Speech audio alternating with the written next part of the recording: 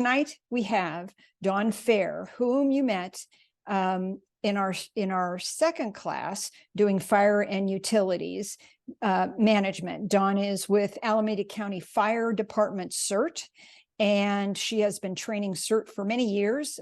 She lives in San Leandro. We are grateful to have her with us. After Dawn presents her unit, we also have with us Jeff Starr, who is waving. Jeff Starr is a longtime Walnut Creek CERT leader. He has solid expertise in the light search and rescue area, and it is an interest of his. He leads the Buena Vista area, for those of you who are in Buena Vista. Well, welcome everybody. Thank you very much for taking the time. I hope that you've been learning a lot or refreshing stuff that you may have heard before. We're going to be covering light search and rescue operations. And as you've heard lots and lots, our safety is utmost important. And we take that into consideration all the time. So there's your basic normal community emergencies response from Walnut Creek, the greatest good for the greatest number. And we're going to go ahead. We're going to cover the objectives.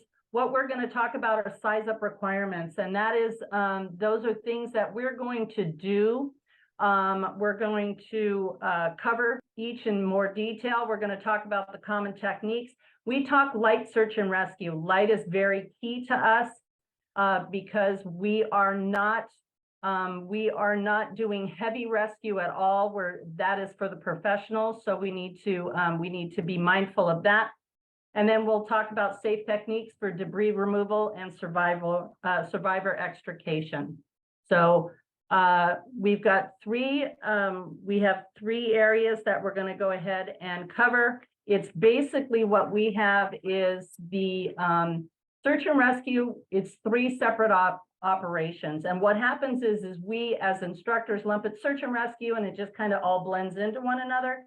But we need to be very mindful that it is three distinct things. One is the size up, second is the search, and the third is the rescue.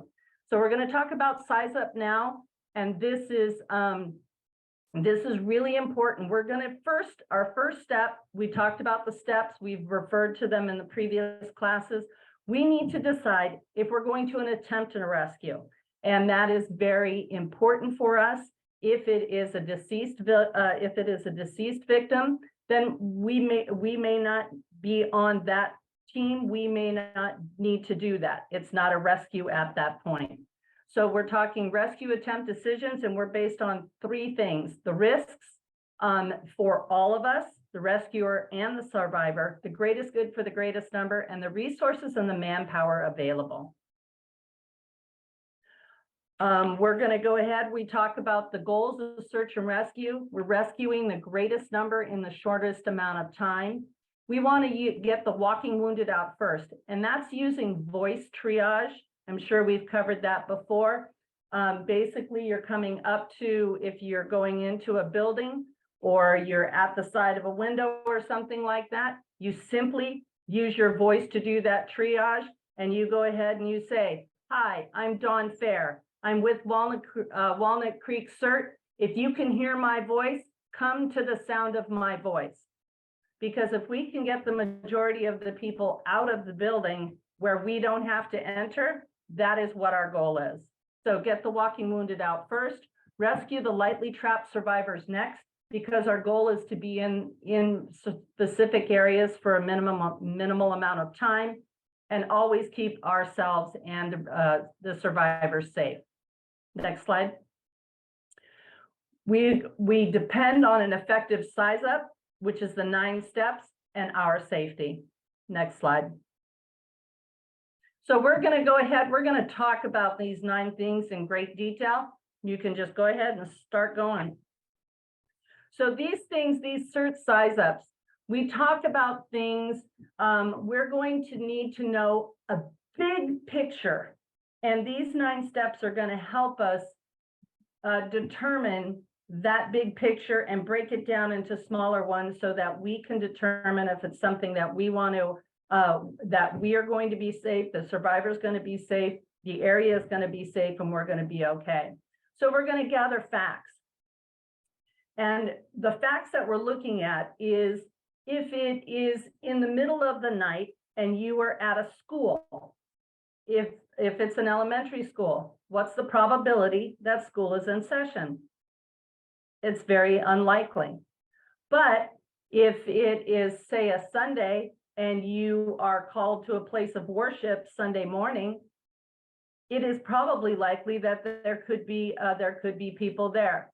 So times of the time that the event happens, the day of the week is integral to us. We want to think about that.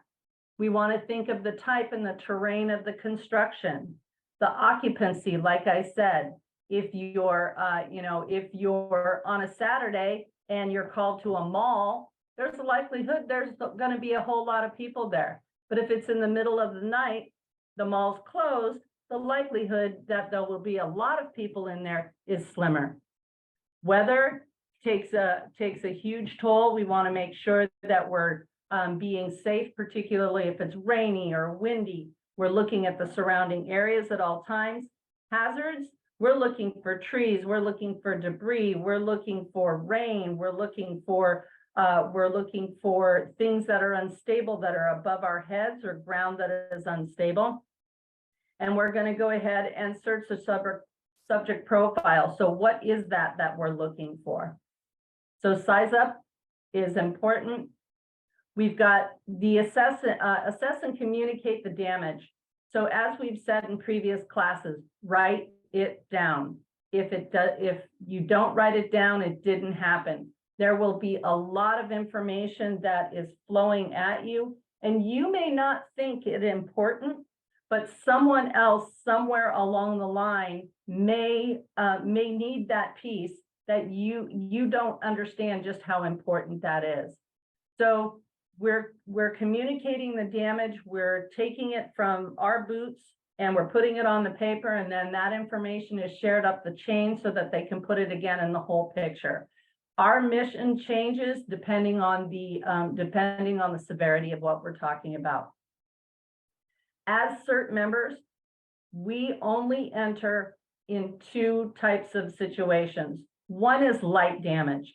And when we say light damage, this is superficial. As this picture shows, perhaps it's a library and books have come down. There might be broken windows, superficial cracks in the walls, either inside or outside, minor damage to the interior contents, and it's safe to enter and remain. When we arrive on scene, we do a 360, we do an exterior search. We look for these things to determine whether or not it's going to be something called light, medium, or heavy.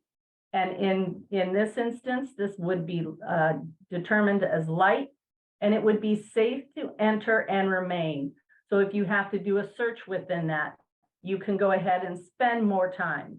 If, let's say, it's an earthquake, what happens? You have to go ahead, leave the situation, and you're going to reevaluate and start the process all over again. With moderate damage, you can see here in the picture, it looks as though the porch has kind of shifted. You've got visible signs of damage. Again, you're doing a 360. You're looking for this. Decorative work or damage has fallen. Many visible cracks or breaks in the wall. Major damage to the interior contents. And that kind of becomes the heavier items that perhaps are tossed around. It's you'll look in the windows to make sure that we're going to be safe. The building is still on its foundation. That is key. And we, in this instance, in this building, it's moderate damage. We only enter to save lives. How do we know someone is in there? We look in the window. We stand at the door and we holler in, or we ask people that are standing around. Hi, I'm here to help. Do you know, is there anybody in this building? And obviously if someone says yes, get the best information that you can. If you don't have to enter and you can get the information from the outside, let's say that they're in the back right corner and it's accessible, go over there, holler in the window and see what's going on.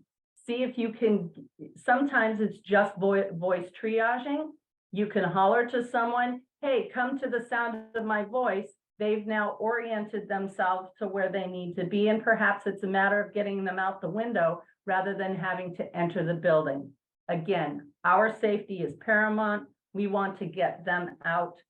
If you hear someone inside and perhaps you can find out what's going on. Well, I'm in the room. I can't move. A bookshelf has fallen on my leg. That gives you information. That gives you what you need. You know you can go in, assess the situation, see if it's something that can be done, and then you promptly remove that person and come out of the building. You would not enter, obviously, if everyone is outside the house. You're not going in for any reason to just look around. Heavy damage. Heavy damage, we do not enter in any circumstances. And when we teach this class, some people are like, oh, no, I'm going to go in. If I hear someone, I'm going to go in. We as CERT members cannot help anyone if we become part of the problem and not the solution. So what can we do when a building is heavily damaged? What can we do as CERT members? When we're assessing this, the partial or total collapse, the tilting, the structure of instability, I would say anybody looking at that picture shouldn't be anywhere near that. You've got all of this that's happening, but you certainly can use your voice, holler out. Then what are you doing? You've got someone that responds back that perhaps is in the house. You can tell them, hey, I'm here. I'm in the driveway. I hear you're calling. What is your name? And get that information. How many people are in the building? Can you see them? Do you know what's going on? So get that information, as much information as you're able to do so from a safe distance, and let them know, hey, I'm here. I'm telling people so that they know they're not alone, and that they have a connection to the outside world. What we do as CERT members, we can run caution tape around the area to keep people out. We certainly can't restrain family members or such that want to go and do those things. That's not our job. But we certainly can try to be the voice of reason and say, hey, we've talked to them. We know where they are. We can hear them. They're okay. So in the size up process, this is our third step. Consider the probabilities. How stable is the situation? What are we dealing with? If we're dealing with earthquakes, what's the probability there may be another an aftershock? Or perhaps it was a pre-quake and now the big earthquake is coming. So we want to think about how stable the situation is, what secondary factors should be considered. The house, I was looking at that. I would be thinking about gas leaks. I would be thinking about wires coming down. I would be thinking about trees. I would also be thinking about animals, pets, dogs. I particularly don't like snakes. So I would be thinking about things like that. Who knows? So what else could go wrong? Think about that before you enter a situation. Again, light or moderate, we can enter, but think about that. You enter in the door. How do you get back out? You're working with a buddy. You've got another set of people out there. So these are things that you're thinking about as you're entering. It's a constant thought process. What does it mean for the search and rescue? What do we have to do? We don't know. Voice triage. You've got someone and you can hear them. What does that mean? So next step. Is it safe to continue? Again, we're only entering lightly damaged and moderately damaged buildings. What risks would we face? We go into a moderate building. We need to be very mindful that from the exterior, it does look moderate, but we need to check the floor as we're walking. We need to look at the ceiling as we're entering. We need to look at the walls to make sure those that is stable. We need to exit immediately if something changes. But again, risks that we're facing, spills, debris, pets, what resources are needed. We are now in this facility. What do we need perhaps to extricate a trapped victim? Perhaps a interior small wall has come down, or a door is jammed and the door won't open and they're stuck in this room. What do we need? What resources do we need in order to get through that door?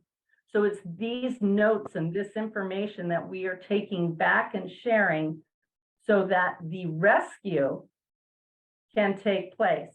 Because right now we're sizing up what we need. The resources that we have, the personnel that's in the area, the tools that we may need. Some cities have caches and they go ahead and they'll deploy you with that. Some people will hold on to them. You might be working with your own private tools.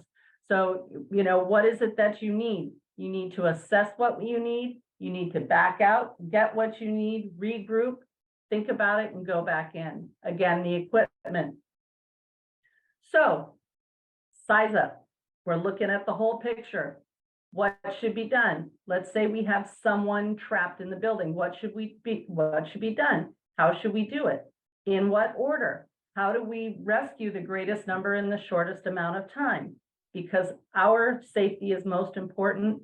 We want to make sure that we're doing the greatest good with the resources that we have. We're now making decisions. Let's say again that we're back to someone that is trapped inside the house. We want to again keep in mind our safety, their safety. We want to protect the environment and if we can, and protection of property. So we need to make decisions on what our goal is with these steps in mind, or these decisions in mind. We're going to develop a plan of action. Now, at this point here, this always reminds me when I have been on scenes of such, or not involved, but just kind of watched it unfold. The fire department will arrive, or usually a police department is already there, and the fire department gets out of the truck, and they are not running necessarily anywhere. They are really at this point developing their plan of action, what it is that they need to do safely in order to reach the goal that they have set. So they're focusing the operation on that established priorities and decisions, and that is by the information that we have already shared. So we have already, as we're getting this information, we're sharing it with people, it's going up the chain, and they're going, okay, here, this becomes the priority. We've got the documentation to give to the responding agencies as what's going on. And then all of this paperwork that we talk about, it all becomes part of the CERT records. This is why we did this. This is what we did. This is the resources that we used. And then it becomes part of the CERT records for the whole event. We're going to take action. We understand there's someone trapped inside. Now we know they're inside a trapped room. The door is stuck. Now we're basing our actions on the plan developed during step 7. Size up. We're going to evaluate again the process. So if all of a sudden we get in there and it is not effective or it is not safe, we have to start over again. We have to refigure out the best way to reach our goal. So it's evaluate is a continual process, and everybody in the team should be doing that and paying attention. Now we're going to talk about, that's the size up. This is the second part, which is search. Okay. Now, if you are part of the search team, you potentially are going into a structure and you are going to be searching for people, viable victims. Someone is outside, they have said, absolutely, there are 5 people inside this space, and we now have to find them. We don't know where they are. We need to look for where they are. We need to be very mindful. Collapsed floors and walls changes the situation immediately, and it goes from either a safe or a moderate or minor to a moderate. We have to get out. Take notes, think about what we saw, but get out. Pancake voids, V voids, and lean-to voids. These are when walls are collapsing, floors are collapsing. There is the potential that someone or an animal certainly can be in those voids. So it is a physical thing when you are searching. You are up and down, you're with your flashlight, you're looking around. It isn't just a simple switch of your head. You're looking in things because you are trying to find the victim, or you're trying to find the survivors that you know that are in. Talk about protection. Where? Inside bathtubs, underneath desks. I mean, we drop, cover, and hold on. What does that mean? It could be anywhere. Inside cabinets, kids are notorious for doing those kinds of things. Under or next to beds. If an earthquake comes in the middle of the night, those are pretty good spots to start looking. And inside closets, many children particularly, scared, don't know what to do, frightened, hear voices, don't know strangers, stranger danger. What are they going to do? They potentially will be hiding in the closets. So you're going to be calling out. You're going to be using your voice. You're going to be letting people know that you're there to help them.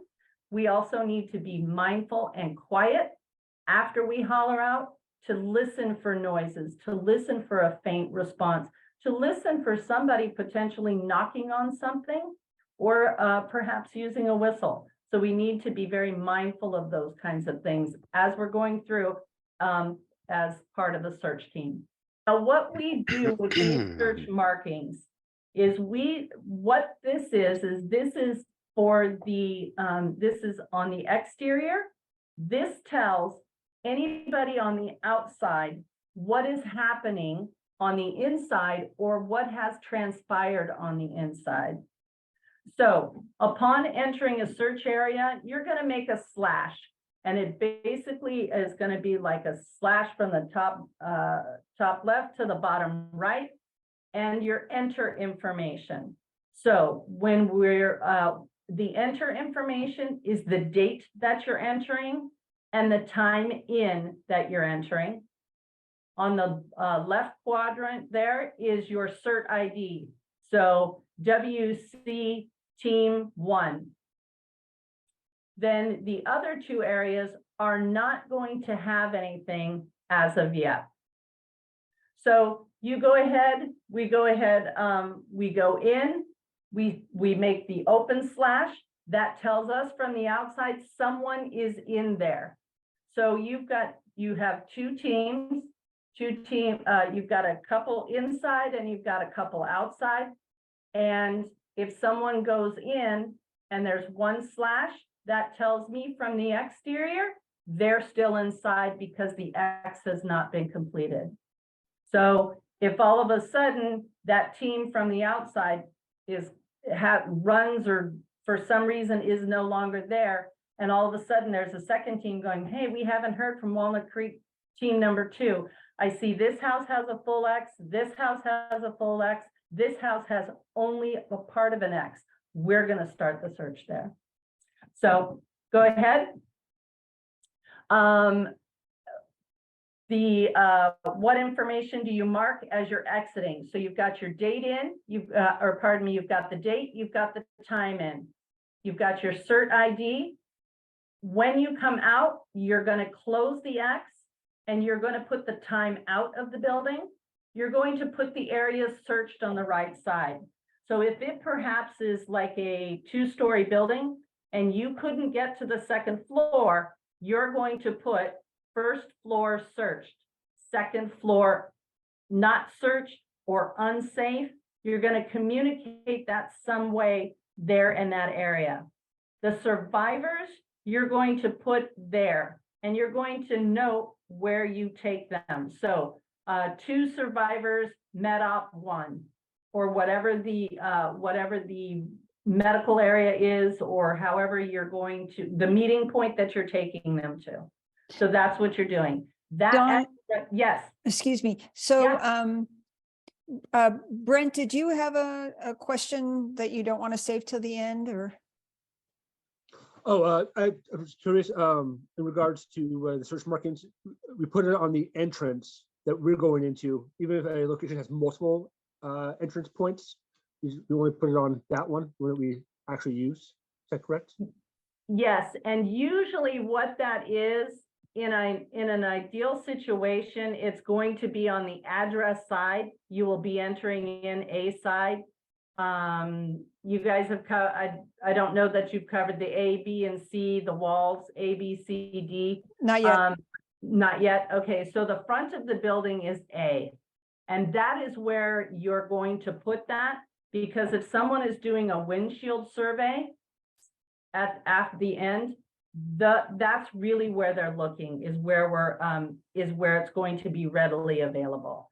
I saw something really quickly there in terms of the number of people in the team. We are assigned, we work in buddy systems, so it's usually 2 in, but if you're one team of, say, 4 people, that team represents the number of people. You don't need to put everybody's name. It's the team that goes in there. And if I could add that, if we deploy a team of 4, we deliberately keep people outside of the building in order to be those who can say, well, this pair went in. Yes. The next one, so this closed X is at the exterior. And Margaret, do you guys do interior markings with Walnut Creek, or just exterior? Just exterior for now. Okay. All right. Next. Okay, so this search marking, here's an example. The date, February 15th, in at 14:30. Floors 1 and 2 were searched. Stairs to floor 3 unsafe. The team name is CERT 23. 2 living moved to CERT 23 MEDOPS. So that tells me immediately what's going on there. So our search methodology, we want to remain within an arm's reach of of the other CERT member. And that is because you're responsible for your buddy, and your buddy is responsible for you. And if for some reason, if it's loud, or you see something that they're not seeing, or they're super focused on something, you can grab them and get their attention. They can grab you. Call out to survivors. If anyone can hear my voice, come here. When we're using voice triage, if we're hollering out, stand still and wait for answers. I have found in classes when we do final drills, people are moving and yelling and everything, and they just can't hear a response. So if you're using voice triage, and start where you stand at the front door and use your outside voice, holler in there, be quiet, listen for someone else to respond. Ask any survivors who do respond for more information. We don't need to enter if everybody's out. Be mindful that they could be shocked or confused. It may not make sense what they're talking about. So that's why if there are multiple people out there, ask multiple people the same questions and see if you can get a consensus of what's going on. Our search methodology is, it depends on the type of building that we're going into. And what this is for is so that it is methodical, so that we know how we're doing it, and teams that perhaps are following us can do that as well. So if you can do a bottom up, top down for multi-story. What we do is we determine whether it is a right wall or left wall, or we call it either a left hand or a right hand search. So before we enter a building, we determine, are we going to go with a left hand search, meaning our left hand remains on the wall at all time or within reach of the wall, or are we going to use our right hand to do that? And the reason we determine that ahead of time is so that we know how we're going to search the house. So if we come in and we're doing a left-hand search, we walk through a front door, we extend our left hand, and we're keeping our hand against that wall. And we are going to keep our hand on that wall as we're searching. That's called a left-hand search. If we find a staircase, we can go up the staircase, we continue to follow, and you can come all the way back down. So we need to, we do that as we're either a left hand or a right hand, whatever your preference is, but you're gonna let the team outside know which way you're doing that. Bottom up, oh, sorry, there was one more at the bottom. Stop frequently and listen. I cannot repeat that enough. Okay, next one, thank you.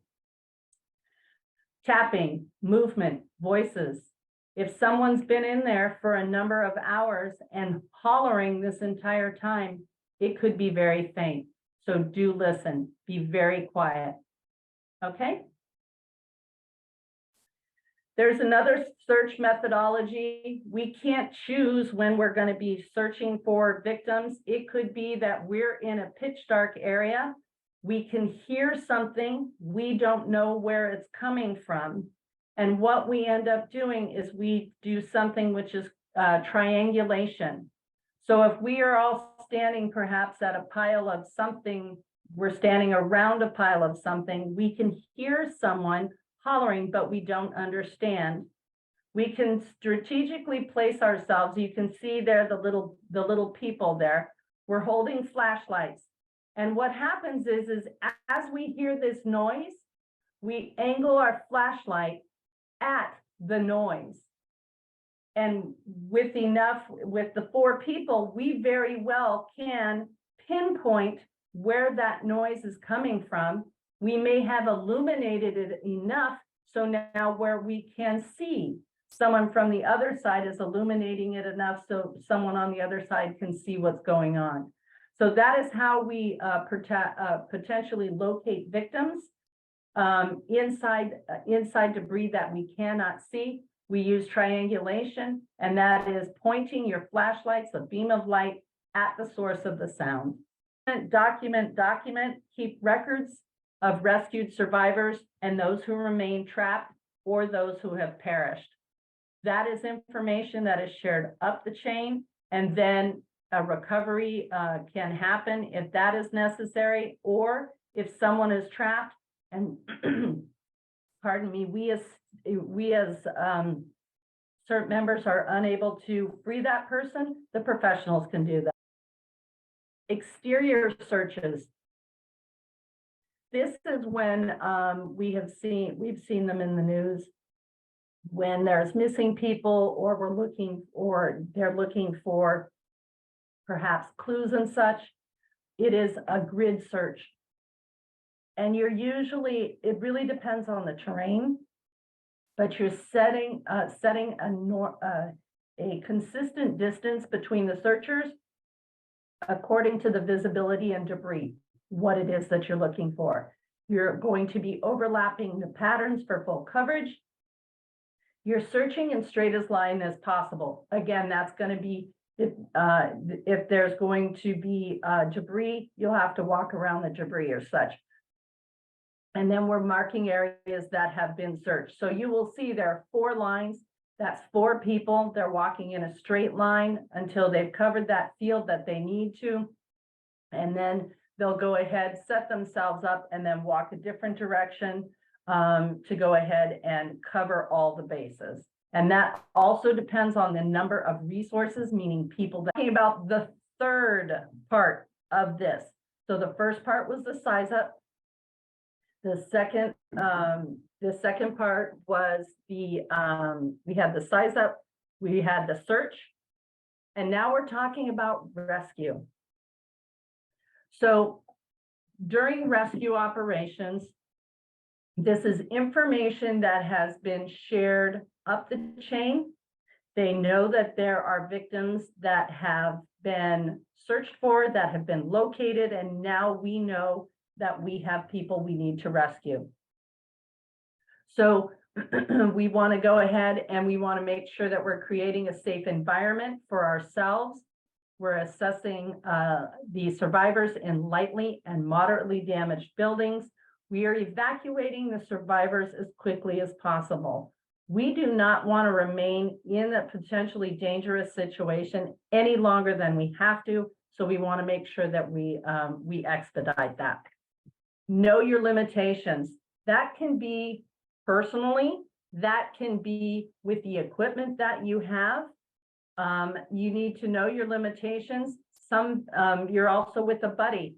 So you're looking for your buddy's limitations too, because sometimes people can become just absolutely driven and they're not thinking about certain things. So we need to be mindful of that. Safety, follow safety procedures always, always, always, always. And we want to talk about remove debris by leveraging and cribbing. And leveraging and cribbing are how we remove objects from people that are trapped. So you're talking like they did in the Burbank cribbing. They, I think, were using a freezer or a refrigerator, somebody that was something heavy that was on someone. We're setting up the crib boxes. We're using the wedges. We're lifting this off of a viable victim, and we're going to go ahead and move them out quickly. And then we'll go ahead and take the cribbing and such down so that we can use that another time. But we want to make sure that we're safe. The one thing that it's a saying that we use while we're cribbing. It's lift an inch, crib an inch. And the reason we do that is because in the event that something becomes unstable, it isn't crashing from 2, 3, 4, 5 inches down, which certainly can cause trouble all the way around. We're looking at just an inch. Proper lifting techniques: back straight, bend your knees, keep the load close to your body, and you're pushing up with your legs. And if you're actually, if you're doing this demonstration here, your chin actually should be pointed up so that you're looking up rather than down. So you're going to straighten your body as you're lifting up. We want to keep ourselves safe. We don't want to blow out our back. We want to be able to help many people. Okay, on to the leveraging and cribbing. This is for heavy lifting. It's performed as a team. It's performed in tandem. It is not a fast exercise. It is not something that is done quickly. You're constantly looking at what needs to be done, where you need to shore up something, where you may need to lift, where you may need to crib, where you may need to wedge. And those things kind of develop as you're lifting. It certainly can change. You can think, oh, okay, well, we're going to do it this way. And then all of a sudden you start to move this, and you have to kind of reevaluate that. So that's why there's a number of team members that are there. They're watching for the safety. There's a fulcrum person. There's somebody that is in charge. You've got your cribbers, which are the ones that are making the cribs and actually doing that. And you've got someone that is actually medical, that is taking care of the victim, letting the victim know what's going on, making sure that they continue to be a viable victim. Now, in some instances, some people have asked at some of the classes about a crush wound. And this is something that is well beyond our capabilities. It is not something, unless you've got absolute doctor and someone that can deal with that kind of stuff, we really want to, those become out of our wheelhouse. We cannot deal with crush victims unless you've got medical personnel there. So be very mindful of that. And we're talking we're talking somebody that has got seconds once you lift something heavy off of them. We want to I'm sorry, can you go back there? You want to go ahead and extricate the survivors, and we can use various materials. It may be in our cribbing, we all have great wedges and everything's all together, but it may be that you're using fence posts, it may be that you're using fencing, it may be that you're using whatever is around. So be mindful, you could be using other objects. Thank you. Books, absolutely. So 2 types of removal: self-removal or assist, and lift and drags. Self-removal, maybe, hey, can you get out? Can you squeeze yourself out of there? Can you shift? How about if I just kind of support your back a little bit? Can you move out? And you can get yourself out of that. Lifts and drags. This is when a person is unable to get themselves out, or perhaps they can get themselves out, but they have a leg injury and they are unable to, walk out. So this is when we're going to start using lifts and drags, and we'll go ahead and show you a couple of those. So the extrication, how we remove someone, is certainly going to be dependent on what we've got. So the general stability of the immediate environment. We're not going into something that's heavily damaged. We're going into something that's moderately damaged or lightly damaged. We're going to evaluate where we are.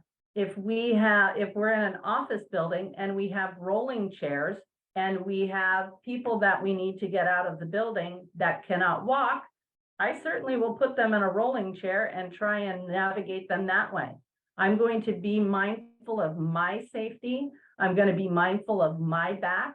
I'm going to try and work smart and not hard in terms of trying to get as many people out as we can. The walking wounded that we speak of, the people that are labeled green, they can help in this situation if there are a lot of others, yellows or reds, that need help out. The strength and the ability of their rescuers, that is a huge thing. We will find sometimes that we've got people that don't have strength to do that. I actually taught a class, and the gentleman had cerebral palsy. He could not stand. He wanted to take the class because he wanted to do within his strength and ability. He wanted to learn what he could do to help other people. And he actually used a tarp drag, and that worked for him. And he just crawled along the floor, pulling the survivor behind him. So think about those kinds of things, what your abilities are to do that. And also the condition of the survivor. If they have, what kind of injuries we're talking about, what kind of, what is the safest way perhaps to move them? Are we going to move them on a door? Are we going to move them on a tarp? A one-person arm carry, when we teach this, we usually use that for somebody that's smaller than us, meaning a child, someone whom you can scoop up and hold in close. You lift around the survivor's back and under their knees. Again, you hold them close. Lift the survivor by keeping your own back straight and lifting with your legs. Again, if you can assist someone up to your height, to assist with that, or get them in a chair or something along those lines, that's better than doing this. But sometimes if small kid, you got to swoop them up and out the door you go, depending on also the elevation of the emergency, how quickly we have to get these people out. Okay. Pack strap carry. This one can be used for someone that is larger than yourself. I'm 5'6". I have done this pack strap carry with people that are over 6 feet. Now, granted, their feet are dragging behind me, but I certainly do have that. I do have that ability because we're using our whole body to move them. And what they're doing is they're coming up behind, they're draping their arms over the shoulders. You're holding on to that, and you're basically lifting them up off the ground as best you can. You're not moving quickly. You're just kind of getting them out, getting them to where someone else. The fireman carry is a bit different. At least my understanding of fireman carry is. A 2-person carry, you can go to the next one. 2-person carry, keep in mind, you're gonna have a buddy with you. So that's probably gonna be one that will work. And this is, again, someone that cannot walk on their own. If you can just offer them assistance and have them lean on you a bit, if you wanna do that to get them going, you certainly can do that as well. But if you have someone here that needs assistance, you're gonna go ahead. Someone is going to, the lead person is grabbing under their arms and above the head, and the second person is grabbing under their knees. Now, when we do carries, the person that is at the head is the one that does the count. So we do lift on 3. 1, 2, 3, lift. The person, again, that is at the head is the one that does the counting. Now, that second person there is going to lift on the count of 3 as well. You're going to let the victim know what you're doing. Let them, give them all the warnings that you can. We're going to go ahead. We're walking you out. We're going to get you out here as quick as possible. Now, the one thing with this particular carry, you can see that the leg guy is staring at the head guy. That means that the head guy's got to be watching where the leg guy is going. Some people prefer to turn around and grab the legs and face outwards so that they can see where they're walking. So just be mindful of those kinds of things. Your safety is number one. Okay. A chair carry. A chair carry, I've done this actually with wheelchairs. You're looking for a chair that is stable. I mentioned rolling people, and that is keeping the wheels on the ground and rolling them down a hallway. This is actually used for someone that cannot walk or potentially has additional injuries. You go ahead, you put them in the chair. The person at the head is giving the count. And what actually happens here is you take a chair, you make sure that it's stable. You have the victim sit in the chair. You give the victim something to hold, piece of paper, a water bottle, something, because the exercise is such that you're going to be tipping that chair back so that the leg person can grab the front of that chair. You're lifting and carrying that person. Now, if you think about yourself tipping back in your chair, instinct is that you're going to flail your hands. So if you give someone something to hold, that instinct is a little less likely to kick in. You're also communicating with them, telling them, hey, we're going to go ahead, you sit in this chair, we're going to tip it back, he's going to grab the legs, we're going to lift you up, and we're walking out. So you want to go ahead, communicate, and again, the person at the head is the one counting. Lifting on 3, 1, 2, 3, lowering on 3, 1, 2, 3. Next one. That's the blanket carry. Now, the blanket carry requires a lot of people, and it depends on, again, what your resources are. And that's something that we did in the size up. of how many people we may need. You're going to go ahead, you'll lay a tarp out on the ground. You'll get the victim on the tarp. You will be rolling the sides of the tarp up to the victim so that they're kind of, they're wedged in there. And again, the person at the head is the person that counts. And you're going to go ahead and give the 3 count, and you'll call out to your team, lifting on 3, 1, 2, 3, and everybody lifts simultaneously. And then you go ahead, you dispatch to wherever you're going, down on 3, 1, 2, 3. Now, one thing that we do teach in the middle of the people that are in the middle of the tarp, we actually cross hands when we're grabbing on the tarp, simply because that does stabilize it a little bit more rather than individual hands. And I'm sure at the demonstration, you guys will get an opportunity to really put your hands on all of this. I know that a lot of people don't have the concept at first, then all of a sudden it's like, oh, okay, well, this works and that works. It makes far more sense when you're able to go ahead and put your hands on it. But that's a good way to get people out quickly. It does take a lot of people to do so. Okay. And Don, let me just Yeah. add for folks, on March the 18th, one of your drill simulations taught by Moraga Orinda Fire is going to be the steps for cribbing. So before that time, I'm going to send you a couple of pages so that you understand the steps and the positions.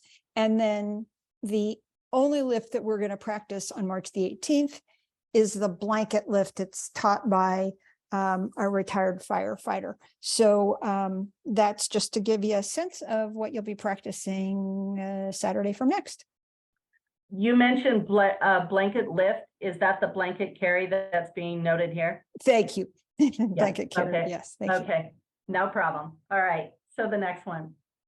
Now, if you have a victim that is on the ground and you need to get them on that tarp, what we do is we log roll, and you've got someone that is at the head. You see them there, and what they're doing is they are stabilizing the head. They're stabilizing the head by holding each of the victim's shoulders, and they will remain sturdy. And as the victim turns, they keep their arms locked and they will be turning. What they're doing is they are cradling the victim's head to stabilize that, while the other 3 are rolling the body towards them so that they can slide a tarp.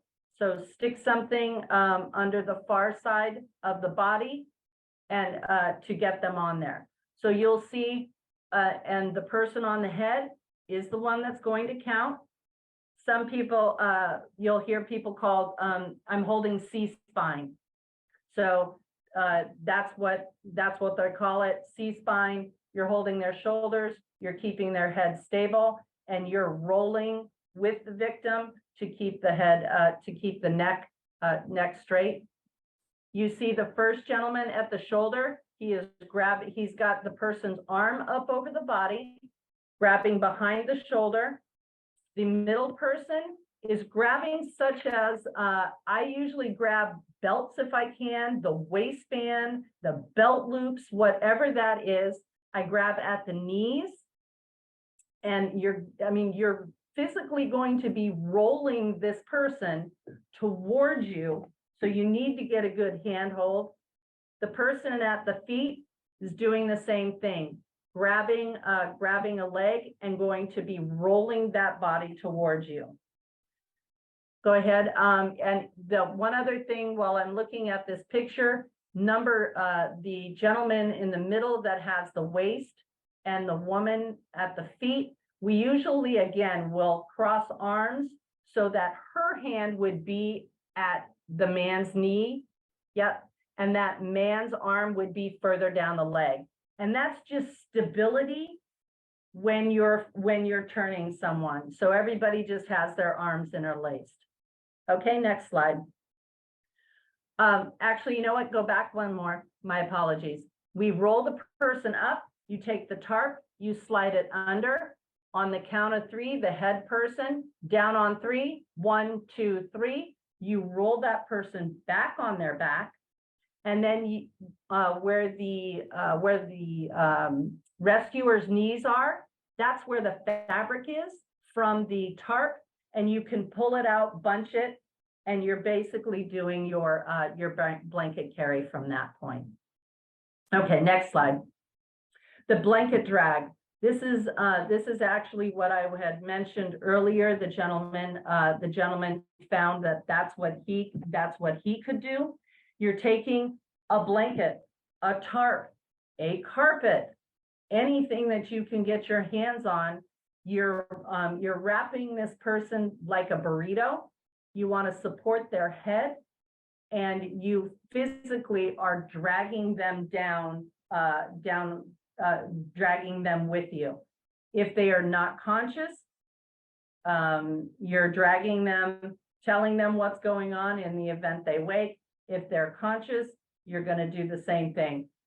This one here does require quite a bit of body strength, not necessarily arm strength, but being able to scoot along the ground as you're going. You are not going into a standing position necessarily from this. You could either remain on the ground and scoot, or if you're comfortable and doing it properly, you can lift a bit, prop the victim's body against yours, and then you're walking backwards. But again, it's one of those things, your safety is most important. Next slide. We're at 7.3, 7.4. There we go. How do you like them apples? So when we talk about doing rescues, light search and rescue, that is what it is. The key word there is light. We want to do our size up, which is what we need, how we need to do it, what's going on, what resources we need, write it all down. Then we make a plan for what we're going to do in terms of rescue. And then we go ahead and we orchestrate the rescue, if we do the size up and we're part of rescue, then that's what we're doing. Or if we're searching, then that's what we're doing. But these are all part of the size up. It's all part of that fact finding. It's all part of that 9 steps that we keep doing continuously.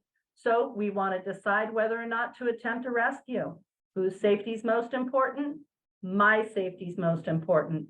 And if we can't attempt a rescue, we certainly can note it and let the professionals take care of that. The objectives for the interior and exterior search and rescue. What is it? What are our goals? What are we trying to do? Do we know that there are victims inside? Are we going to do a left hand or a right hand search? How are we going to exit the building if we need to do that in the event that there's something that changes there? Exterior search, are we going to do the grid pattern? What are we going to do? What is our goal there? How we're going to perform the search and rescue size up, we want to make sure that we're communicating with all of our team members, letting them know, because in the event that the situation changes, other rescuers will need to come in perhaps behind us, and we want to make sure that that information is communicated clearly. The building markings, that's the X, 1/ when you're going in, that's the date and the time that you're going in, and your team name, so they know who's inside. That second team is outside. That second team is responsible for the first team inside. So if they don't hear from that first team, hey, how's it going? What's going on? Where are you at? Or the first team certainly can holler out to the second team and let them know what they're discovering inside. They go ahead, they search the building, they come out. Their survivors can come with them if they want to do that. Or if you find victims as you're doing that, you're going to go ahead, you're going to take care of the med ops, SWIP, and come out. And then you're going to finish that. You're going to say what areas within the building were searched. You're going to say whether where the survivors were transported to. And that way it's kind of a synopsis of what happened on the inside. The rescue functions, what it is that we need to do in order to keep ourselves safe, or what we need to do to extricate a victim, and removing the debris. That's really important. We want to make sure that we are working in a clear field so that we are safe. In the event that we need to move quickly, we want to make sure that we don't get injured as well. Jeff Starr, thank you very much for joining us tonight. And I give the mic to you. All right, I promised 90 seconds, Margaret. So you're watching the clock. And I really go. want to amplify some of the things that Dawn said and maybe show local application to us. So this is part of our fair city, and I'm in the Buena Vista area, so I thought I'd show a map of that. You see 680 and 24 there. This is actually a shaking map. So one of the principles we find of earthquakes is if you're up on, rocky hills, they're generally more stable. And so that's why that's a yellow shaking area. Down below, we know in our area, closer to the freeway, that's where the heavier shaking will be. And actually on another map, we know it's also where the liquefaction will be. So all these, the structures that Dawn was showing you earlier, that's a real, we know we live in earthquake country. That's a real threat. In fact, so that's one point I wanted to make, and I'll just zoom in and show you. We're aware of some of the risks in our area. This lane is sort of, Baldwin Lane is kind of in my mind. And you remember those pictures Dawn was showing you. Here we have some soft-sided structures, and those are going to be, it could be a risky street for us. And those are things we're going to have to assess the way Dawn was teaching tonight. And if they're collapsed, we're not going to be able to go in, but we know it's an area where we may have to identify victims, use our voices, use all the tools and the extent of our training. But some of these, it may turn out to be, we've got to alert the experts. So I really just wanted to make some high-level points. There's another point here, though. First responders are professionals who could be sent over wide geographies. Now, we may be sent to another neighborhood within Walnut Creek and help each other out, but we're also going to be in our neighborhoods that we know. So we can do some prep, which makes this, challenge that we have more manageable. But it's good to know. It's good to know our neighborhoods, and the stuff Dawn taught us could become real someday. So just wanted to share that, and thank you.